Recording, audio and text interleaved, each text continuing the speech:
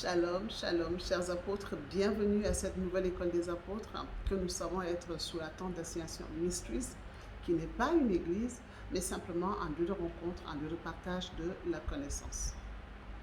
Ce matin, nous allons parler du retour de Jésus-Christ. Depuis annoncé, toujours attendu. Pourquoi? Comment ce retour? Autant de questions que nous allons aborder dans 2 ou 3 écoles des apôtres pour bien comprendre ce que c'est, ce que nous devrions faire afin qu'effectivement ce retour soit effectif. Mais avant de continuer, une petite prière. Éternel, mon Dieu, mon roi, Dieu trois fois saint, nous te remercions de nous avoir permis d'être ici maintenant à cette sainte convocation. Et te supplions de nous pardonner tout manquement à toi. Tout ce que nous avons fait, Seigneur, qui a contré ton cœur et qui nous a éloignés de toi. Nous te prions de nous pardonner, de nous restaurer. Et déposons à tes pieds, Seigneur, tout ce que nous sommes, nos peurs, nos doutes, nos attentes, notre volonté, afin que toi seul, par le Saint-Esprit, nous guide et permette la restauration totale et complète. Pour la gloire de ton Saint-Nom. Amen. Alors, chers apôtres, le retour de Jésus-Christ. Comme nous avons dit, nous allons nous focaliser véritablement aujourd'hui dans cette école des apôtres sur le pourquoi. Pourquoi le retour de Jésus-Christ? Pourquoi est-ce qu'il doit avoir la deuxième venue?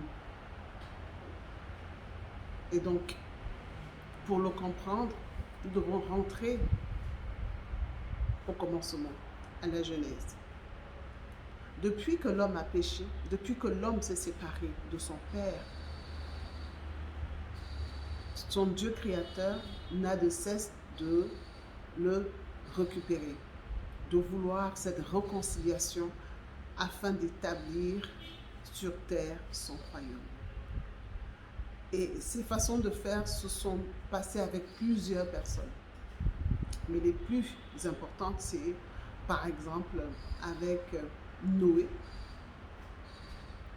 Les temps de la fin qui sont annoncés, qui effectivement portent le changement que le Seigneur veut instaurer dans son royaume, c'est ces mêmes temps de la fin qui étaient à l'époque de Noé, lorsque le Seigneur a décidé de détruire la terre dans Genèse 6, verset 13, parce qu'elle était remplie de violence. Et donc le Seigneur a décidé de détruire la terre par l'eau. Et c'est comme ça qu'il y a eu donc le déluge. Et la personne qui a trouvé grâce aux yeux de l'Éternel, c'est Noé. Mais toujours, l'homme a sa part de responsabilité dans ce que Dieu veut accomplir sur terre. L'homme, le fils de Noé, Shem, malheureusement, a eu le même comportement qui nous a rappelé celui du péché originel face à la nudité de son père. Par conséquent, l'homme n'a pas accompli sa responsabilité et la volonté de l'Éternel des armées a été renvoyée à plus tard. Il en est de même du premier avènement de Jésus, puisqu'il était aussi les temps de la fin. Le premier avènement de Jésus-Christ était aussi les temps de la fin, parce qu'il disait quoi? Il a dit, par exemple, dans Jean 5, 22, qu'il est venu apporter le jugement. Alors, il était venu apporter le jugement parce qu'il avait pour rôle d'établir le royaume de Dieu sur terre. Et pour établir ce royaume de Dieu sur terre, il fallait que ce qui n'était pas lumière soit jugé, autant que ce qui était lumière, afin que la lumière s'établisse et que le royaume de Dieu se fasse sur terre. Malheureusement, encore une fois, l'être humain a failli à sa responsabilité. Et Jésus-Christ a été cloué sur la croix. Et donc, aujourd'hui, nous parlons du deuxième avènement. Le deuxième avènement de Jésus-Christ qui, effectivement, nous permet de mieux comprendre que s'il y a ce deuxième événement, c'est qu'effectivement, il y a quelque chose qui n'a pas été parfaitement accompli lors du premier événement. Pour le comprendre, nous devons savoir ceci. Jésus-Christ, en venant sur terre, avait deux prophéties. La première prophétie, dans Ésaïe 53, il devait passer par la croix. Il devait mourir à cause de l'ignorance et de l'incrédulité du peuple juif. Ça, c'est la première prophétie. Il y a une deuxième prophétie qui disait que il serait reconnu comme le Messie et deviendrait le roi des Juifs et établirait en même temps le royaume éternel sur terre. On le voit dans Luc 1, verset 31 à 32 ou dans Ésaïe 9, verset 5 à 6. Donc voilà deux prophéties qui ont accompagné Jésus-Christ. Laquelle s'est accomplie, c'est celle dans laquelle il a été rejeté par le peuple juif, par les Israélites, et pour que tout ne soit pas perdu, il est donc passé par la mort sur la croix. Donc, comprenons-le, sachons-le. Jésus-Christ n'est jamais venu sur terre parce qu'il devait nécessairement passer par la croix. Il est passé par la croix parce qu'il avait été rejeté. Et il fallait au moins qu'il y ait quelque chose qui soit fait pour que l'homme puisse continuer. Et donc, qu'est-ce que la mort sur la croix de Jésus nous a apporté? Qu'est-ce que la flagellation? Qu'est-ce que les clous? Qu'est-ce que la couronne d'épines de Jésus-Christ a apporté au monde? Tout ceci, la vie de Jésus-Christ sur terre, sa mort, sa résurrection, n'ont apporté que le salut spirituel à l'humanité. Le salut spirituel. Parce que normalement, s'il avait réussi, il aurait accompli et le salut spirituel et le salut physique. Il n'a accompli que le salut spirituel. Et il y a donc une responsabilité de l'homme qui est mise en avant. Parce que ne l'oublions pas, chaque fois que le Seigneur veut accomplir quelque chose avec l'être humain, avec son peuple, il y a bien sûr sa volonté, mais il y a aussi la responsabilité des êtres humains. Est-ce que les êtres humains assument leurs responsabilités? Donc, Christ qui est mort sur la croix, je le réitère par la grâce de Dieu, n'a apporté que le salut spirituel. Et qu'est-ce que le salut spirituel donne au monde entier? Qu'est-ce que le salut spirituel apporte au monde entier? La première chose que le salut spirituel apporte au monde entier, c'est que la grâce est donnée à tous de se présenter devant l'Éternel des armées. Pourquoi? Avant la venue de Jésus-Christ, seuls certains élus, prophètes, juges, rois, avaient la grâce de se placer devant l'Éternel, d'être dans la présence du Seigneur. Mais le salut spirituel aujourd'hui a permis à chacun et à tous d'avoir cette grâce-là, de vivre cette grâce-là. Et donc, on peut dire que Jésus-Christ a démocratisé la relation divine. Par lui donc, en suivant son chemin qui est la vérité et la vie, il est donné à chacun de pouvoir avoir une relation avec son Père, comme tout enfant devrait pouvoir le faire. Donc, accepter donc le salut spirituel, c'est accepter de rentrer dans un processus de transformation, un processus qui nous demande de mourir charnellement afin que l'esprit s'élève, un processus qui nous demande de renaître dans la volonté, parce que Jésus-Christ est effectivement le chemin, la vérité et la vie. Le but de ce chemin de transformation est de retrouver le pouvoir que nous avions dans le jardin d'Éden. Nous l'avions perdu. Ne l'oublions pas, dans Genèse 2:20, l'homme a participé à la création. C'est ce pouvoir-là que le salut spirituel lui redonne.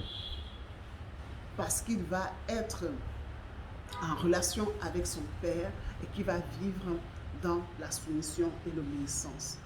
Ainsi donc, en vivant en relation avec son Père, le chrétien, par le salut spirituel, se défait du péché originel. Parce que c'est l'Éternel des armées, effectivement, qui sait d'où nous venons, où nous sommes et là où il veut nous emmener. C'est lui seul qui sait tout ce qui existe dans la famille dans laquelle il nous a fait naître, dans la ville, dans le pays, dans le continent. C'est lui seul qui sait. Et donc, c'est lui donc qui va nous permettre de nous défaire du péché originel si et seulement si nous acceptons les voies par lesquelles il nous fera passer. Lorsque le péché originel est donc rompu, la nature pécheresse de l'homme n'existe plus, et bien, le chrétien peut atteindre la perfection spirituelle et physique. C'est pour cela que dans un enseignement, je vous disais que la perfection est accessible parce que lorsque on est dans la volonté du Dieu trois fois saint, dans la soumission et l'obéissance, on ne peut qu'arriver à cette perfection-là. La perfection de Dieu, sachez-le, n'est pas la perfection des hommes. Donc, lorsque nous arrivons à cette perfection, par le salut spirituel, effectivement, il est possible de régner dans les deux mondes, le monde physique et le monde spirituel. C'est pour cela que Jésus-Christ a dit dans Jean 19:30 qu'il a tout accompli. Le tout accompli que Jésus-Christ a accompli, effectivement, c'est que j'ai permis à mes frères de pouvoir au moins se mettre dans le processus et d'arriver à la perfection spirituelle. Parce que la perfection spirituelle, comme vous le savez, elle n'est pas visible. C'est seul l'Éternel des armées qui sonde les reins et les cœurs qui est capable de savoir, effectivement, par sa grâce, si cette perfection est atteinte ou pas.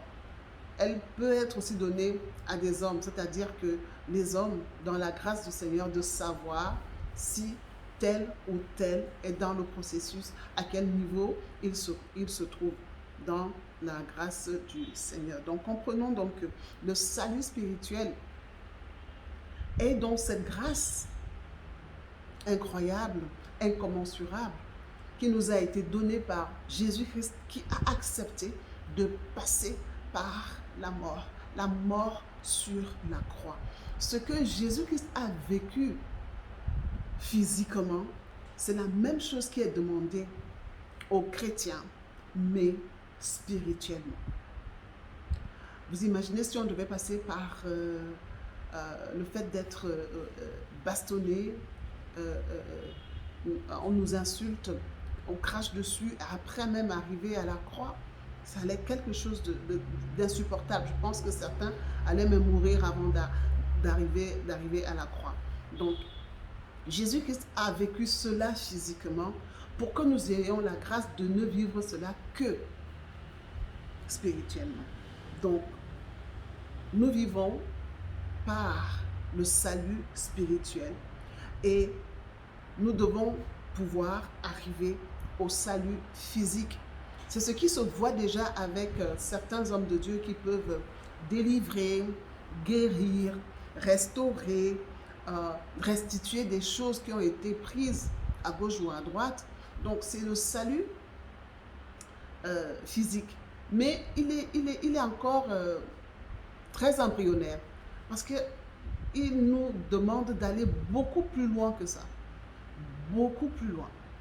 Et donc, ce n'est que le salut spirituel lorsque nous atteignons le niveau de perfection spirituelle, c'est-à-dire avoir été engendré par l'Éternel des armées, parce que c'est lui qui va enlever ce qu'il faut enlever, ajouter ce qu'il faut ajouter, faire de nous effectivement des pierres bien précises qui correspondront à des emplacements bien précis.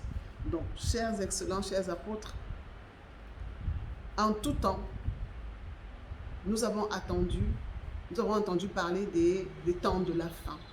Ces temps de la fin, ce sont les temps de toujours, ce sont les temps de maintenant, parce que il nous est demandé, nous en tant que chrétiens, d'assumer notre responsabilité. Parce que Jésus-Christ lui-même, quand il parle de son retour dans Matthieu 24, verset 34, il en parle comme si c'est quelque chose qui va arriver le lendemain. Mais ça fait plus de 2000 ans qu'il est parti. Il y a même des signes extérieurs de ce retour-là. Dans chaque saison, il y a des signes extérieurs et ces signes extérieurs deviennent de plus en plus difficiles à vivre et de telle façon que même les aveugles voient que ça ne va pas. Mais pourquoi donc, malgré les signes extérieurs qui sont annoncés dans Zacharie 12, dans Zacharie 14 et même Paul qui en parle dans 2 Timothée 3, versets 1 à 6, avec comment est-ce que les hommes seront portés à aimer l'argent, à être méchants, à vraiment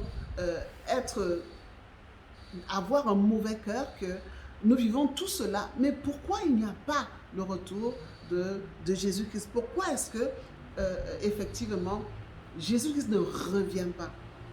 Quelle est la responsabilité de l'homme dans le retour de Jésus-Christ?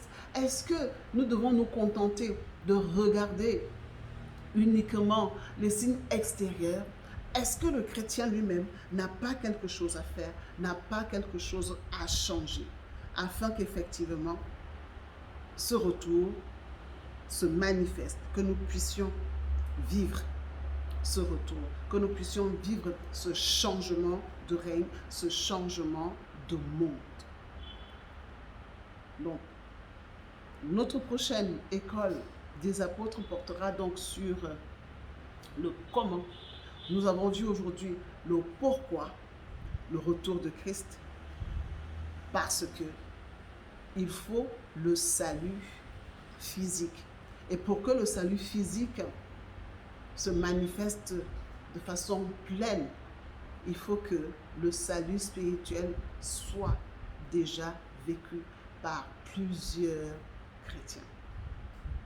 Donc, chers apôtres, chères excellences, nous espérons que par cette école, ces informations permettront de mieux comprendre pourquoi, de façon sommaire au moins, tout au moins, pourquoi est-ce que le Christ doit revenir, et certainement que nous avons quelque chose à faire. Cela fera l'objet de la prochaine école des apôtres. Je suis votre humble serviteur, apôtre Néma, selon Dieu et non les hommes, mis à part pour restaurer son adoration dans l'Église par la connaissance et le Saint-Esprit, et exerçant dans le gouvernement de Dieu. Chers apôtres, que le Seigneur vous bénisse et vous garde. Shalom, shalom, shalom.